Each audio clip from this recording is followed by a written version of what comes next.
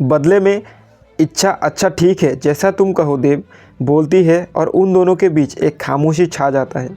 लेकिन तब तक वो लोग होटल तक पहुंच चुके थे।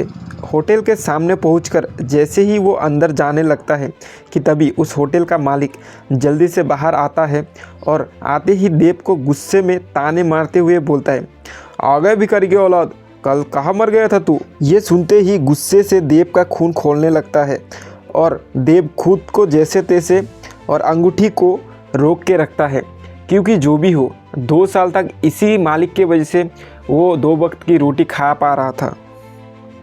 इस तरफ वो होटल का मालिक अपने बात को जारी रखते हुए बोलता है, तेरे जैसा नालायक की कोई ज़रूरत नहीं है अब इस दुकान में। तेरे जैसा नालायक रहने से ना रहना ही अच्छा है मेरे लिए। अब खड़े खड़े मुंह क्या देख रहा है, जा निकल जा यहाँ से। अपने मालिक से ये ताना सुनकर उसका दिल भारी हो जाता है और अपने आँखों में आंसू लिए उस मालिक को कुछ ना बोलकर वो वहाँ से अपने घर की ओर चुपचाप चल दिया। रास्ते में इच्छा देव से बोलती है, देव तुमने मुझे क्यों रोका? तुम मुझे नहीं रोकती तो मैं साले का टकला फोड़ देती। देव इच्छा की बातें सुनकर हंस देता है और घर की ओर चलते जाता है। देव पूरे रास्ते में इच्छा से एक भी बातें नहीं करता है। इच्छा को भी महसूस हो रहा है कि देव आज बहुत उदास है और वो थोड़ा अकेला रहना चाहता है, इसीलिए वो भी देव से कुछ नहीं कहता। इधर देव को अपने मन में एक अलग ही भारीपन महसूस हो रहा है। आज अचानक से उसे अपने मम्मी पापा का बहुत याद आने लगता है और उसके आंखों से आंसू बहने लगता है। तभी उसके मन में एक ख्याल आता है और खुद से वादा करते हुए बोलता है कि वो अब जो भी हो और जैसे भी हो इस दुनिया का सबसे अमीर और पावरफुल आदमी बन के ही छोड़ेगा। लेकिन देव का ये बात सुन के इच्छा थोड़े सीरियस होकर मन ही मन बोलती है, शायद इस दुनिया की नहीं लेकिन दूसरी दुनिया की हो जाओ। ये बात देव ने नहीं सुना था, इसीलिए थोड़ी देर में वो लोग अपने घर पहुंच गए। लेकिन कमरे में पहुंचते ही पंडित जी देव को इस समय देखकर थोड़ा हैरान हो जाते हैं और देव से सवालिया अंदाज में पूछता है, बेटा क्या हुआ, तुम आज इतने जल्दी काम से आ गए, आज होटल बंद था क्या? पंडित जी का ये सवाल सुनकर देव थोड़ा हिचकिचाता है और फिर बोलता है, हाँ पंडित जी, आज होटल बंद है।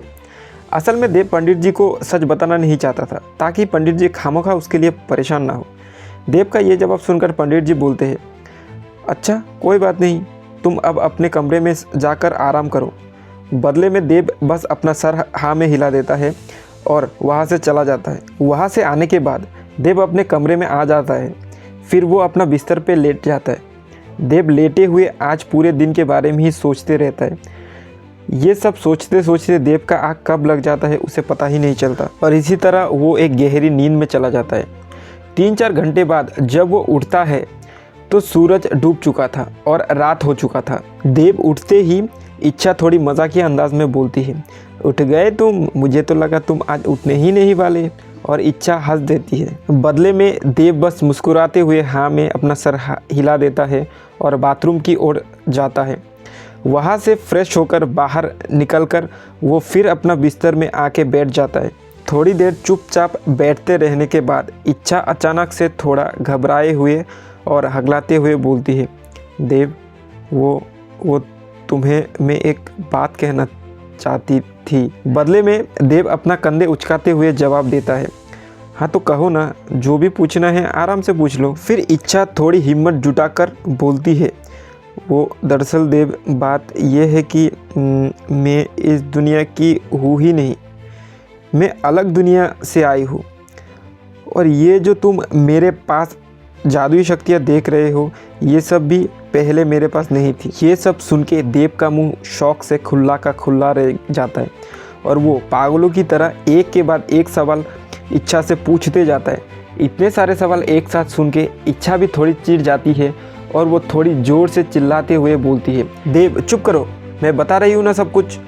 इच्छा का फटकार सुनकर देव एकदम चुप हो जाता है और इच्छा की बातें सुनने लगता है। फिर इच्छा भी खुद को शांत करती है और अपने बात को जारी रखते हुए बोलता है, मुझे एक मकसद से भेजा गया है इस दुनिया में। मेरा दुनिया का नाम सहारन है, लेकिन वो दुनिया पृथ्वी जैसा इतना आधुनिक नहीं है, वह अभी भी राजा शासन करते हैं। फिर इच्छा थोड़ी देर रुकती है और कुछ सोच के बोलती है, राजा तो सिर्फ नाम के शासक है, असल में जो सबसे ज़्यादा शक्तिशाली या जिसके पास सबसे ज़्यादा ताकत होता है वही हमारे यहाँ राज करता है। तो आखिर कौन कौन सी राज छुपाई बैठी है इच्छा, और उस ग्रह के बारे में क्या क्या बताएगी देव को, यही सब सवालों के जवाब जानने के लिए सुनते रहिए हमारे साथ ये कहानी।